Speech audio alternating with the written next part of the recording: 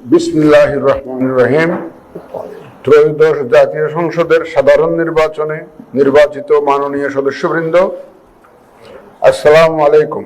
আপনাদের আন্তরিক অভিনন্দন।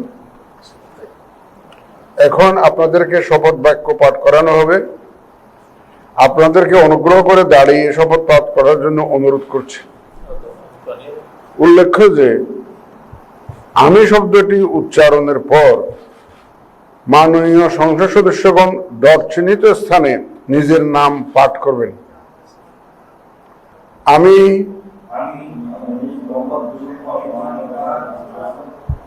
সংসদ সদস্য নির্বাচিত হইয়া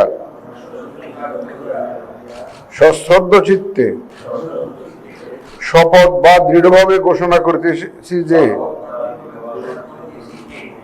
আমি যে কর্তব্যভার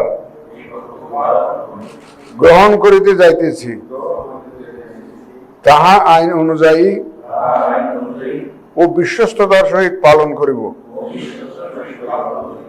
আমি বাংলাদেশের প্রতি অকৃত্রিম বিশ্বাস ও আনুগত্য পোষণ করিব